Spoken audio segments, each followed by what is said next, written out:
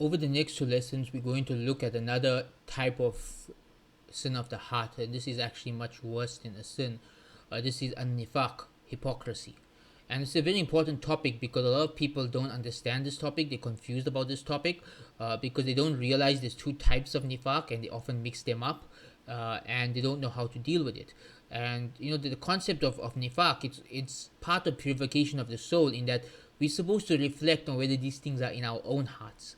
Instead, nowadays, it's become a label that we throw at other people, right? That nowadays, if we don't like what somebody says, we call them a munafiq. This is un-Islamic behavior. This is completely wrong, because nifaq is the state of the heart, and we don't know the state of anybody else's heart. So we shouldn't be going around calling people munafiq. Rather, we should be focused on ourselves and looking at ourselves and thinking, do I have any of these qualities? And if we do, we should be purifying our hearts of these qualities. So what is nifaq? Well, to begin, there's two types of nifaq. There is the nifaq of the qalb, of the heart, and the nifaq of akhlaq, of the character. Nifaq of the qalb, this is the big one, the one that's mentioned more often in the Quran, is when someone pretends to be a Muslim but they don't believe in Islam.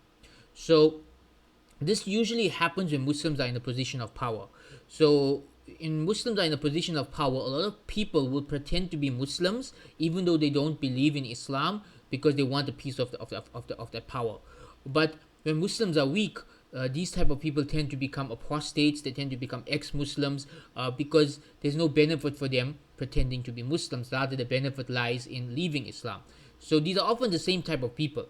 These are people whose hearts are full of kufr. The only difference is they go wherever the winning team is. So if Islam is the winning team, they pretend to be Muslims, making them munafiqs. And if Islam is the losing team, they become ex-Muslims, so they can enjoy the money of the enemies of Islam. So this is a very dangerous state, and this is pure evil. Right? The munafiq is considered the worst type of person because while other people are open about their kufr, they are deceiving the ummah by pretending to be Muslims. Now, there's a lesser type of nifaq, and people mix these two up. The lesser type of nifaq is our character. You know, when you describe someone as being hypocritical or two-faced, this isn't talking about their iman. This is a person who may be a Muslim, they may truly believe in Islam, but their character and their manners is untrustworthy. So they are hypocritical in their character. And most of the hadiths about nifaq are talking about this type of nifaq. So it's very important. Most of the Quranic verses about nifaq are talking about people who claim to be Muslims but they don't believe in Islam. And most of the hadiths of nifaq are talking about people who are Muslims but their manners and character is untrustworthy or two-faced or hypocritical. So these are two separate concepts and both are important. The worst of the two, of course, is the nifaq of the heart, because someone who has nifaq of the heart is not even a Muslim, right? Because they don't believe in Islam. So this is, of course, the worst type. But the other type is also bad for our tazkiyah and for our personal relationships, because if someone's hypocritical in their character, this is going to reflect badly on the day of judgment, and even in this world is going to break a lot of ties, because people won't trust you anymore once they realize your character is like this. So we have to purge our hearts of both types of nifaq. So what are the signs of the greater nifaq, of the nifaq of the heart? Right? What are the signs that someone is pretending to be a Muslim but they don't believe in Islam? And remember, we're supposed to use this for analyzing our own hearts, not for judging other people. Number one is lack of iman.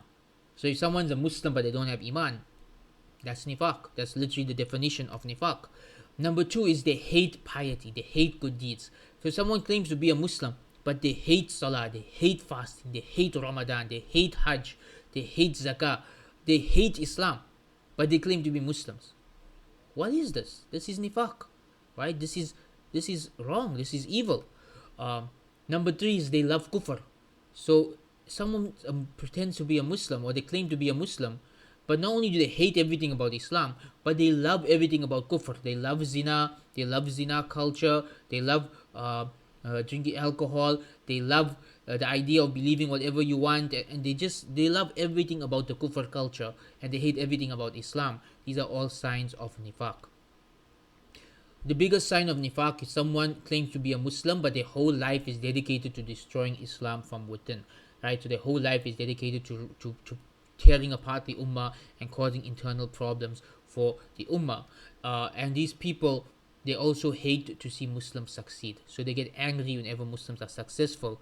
And the final quality mentioned in Surah Nur is that they love to see fitna amongst the Muslims. They get happy when Muslims fight with each other. So you get some people who they look for fights. And they get so happy when they see two Muslims fighting with each other. It brings joy to their heart because that's what they love. They love seeing Muslims fighting with each other. So any of these 6 things, if someone has them, they are suffering from the greater nifaq. And this is very dangerous, and you have to completely purge your heart of this, because this nifaq is a type of kufr that takes a person towards eternal damnation. So someone who doesn't believe, hates piety, loves kufr, wants to destroy Islam from the inside, hates it when Muslims succeeds, and loves to see Muslims fighting each other, these are the signs of greater nifaq.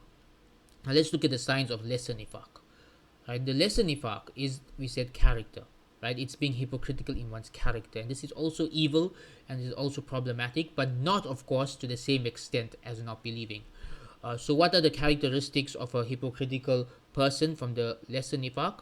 Lying, vulgar language, breaking promises, violating trust, lack of integrity, and having a two-faced personality. And this is taken from the hadiths of the Prophet ﷺ, in which he said that the qualities of a hypocrite are 4. When he speaks, he lies. When he gets into a fight, he uses vulgar language. When he makes a promise, he breaks it. When he's trusted with something, he breaks that trust. And another hadith, he said that, the two-faced individual is damned, or woe to the two-faced individual. So this is nifaq of character. This is someone who's a Muslim, maybe in iman, but their character is untrustworthy. They're going to lie to you. They're going to break your promises. They're going to violate your trust. They don't have any integrity. This kind of person can't be trusted. And if we are this kind of person, then no one's ever going to trust us. So we have to remove all of this from our lives if we want to purify our souls. Really, we can't purify our souls and keep lying.